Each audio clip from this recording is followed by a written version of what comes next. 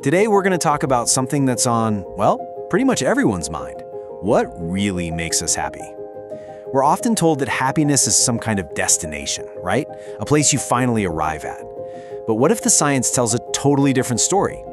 What if happiness is less like a prize you win and more like a muscle you can actually build day after day? Think about it. We spend so much of our lives chasing certain things. You know, the big promotion, the fancy car, that so-called perfect life we see online. But what if those aren't the real keys?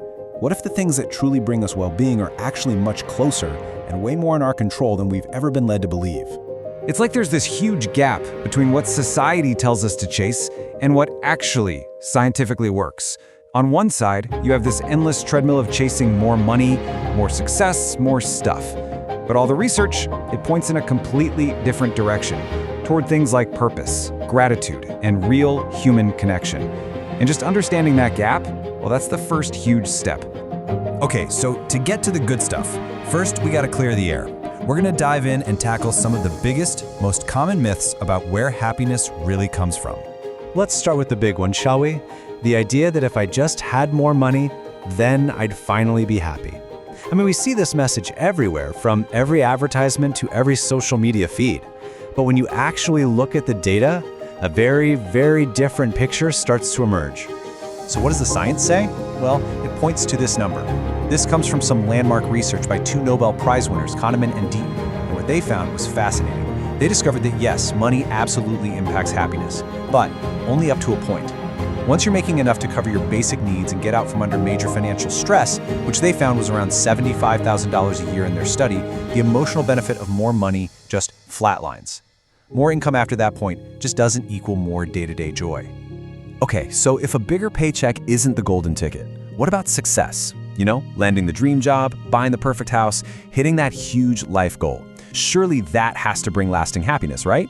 Well, the reality is a little more complicated. The thrill of achieving something is real, it's powerful, but it's also surprisingly temporary. There's actually a name for this whole phenomenon. It's called hedonic adaptation. The easiest way to think about it is like a psychological treadmill. You get that big promotion, and for a little while you feel amazing. You're on top of the world. But pretty soon, that just becomes your new normal. You adapt, and your happiness level settles right back down to where it was before, leaving you looking for that next big hit. It's proof that external achievements rarely change our internal state for very long. So if chasing after money and success isn't the path to lasting joy, then what is? Well, the answer requires a really fundamental shift in how we look at this. We have to shift from focusing on our outside circumstances to cultivating our internal skills. This quote right here just nails it. Happiness isn't something that just happens to you if you're lucky. It's a practice. It's something you actively build through conscious, intentional effort. It's a skill you can learn, just like you'd learn to play the guitar or speak a new language. And check this out. This breakdown from the world of positive psychology is frankly mind-blowing. It turns out that about 50% of our general happiness level is just genetic. It's our baseline. And here's the kicker. Only about 10% is determined by our life circumstances, our job, our income, all that stuff we chase. That leaves a massive 40% that comes down to our intentional daily habits and actions. That is our playground. That's where we have the power to create real lasting change. So, the big question is, how do we take control of that 40%? Let's get practical.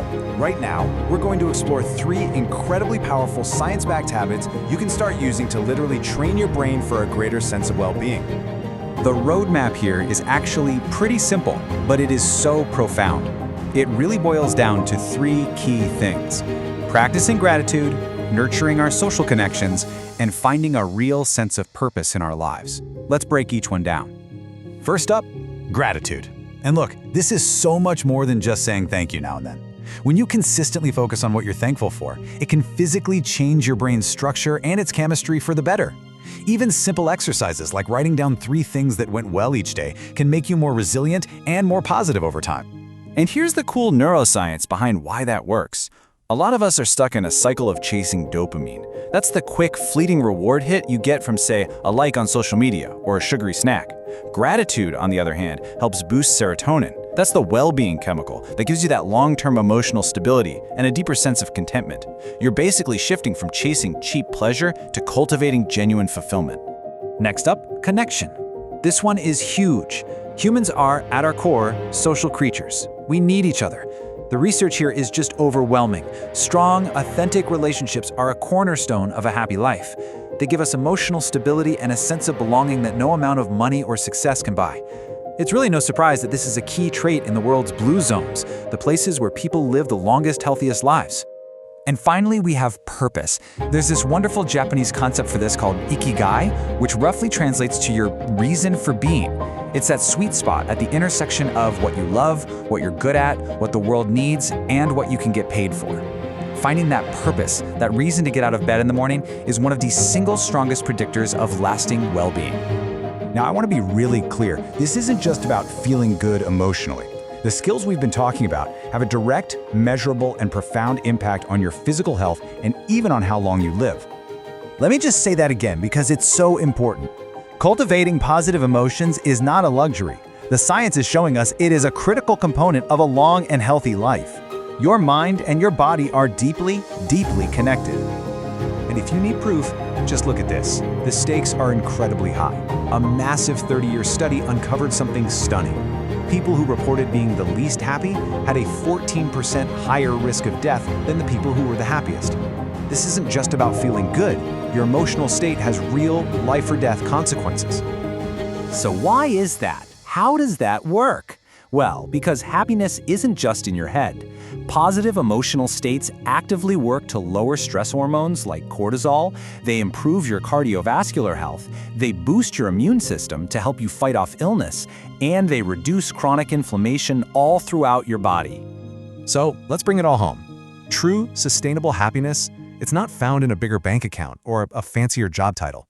It's an inside job. It's a skill, one that's built on a foundation of emotional resilience, a daily practice of gratitude, a deep sense of purpose, and meaningful connections with the people around you. Which brings everything right back around to you. That 40% we talked about, that's your territory. That's your opportunity to actively shape your own well-being, starting right now. So the only question left is, what intentional action will you take today to start building your happiness skill?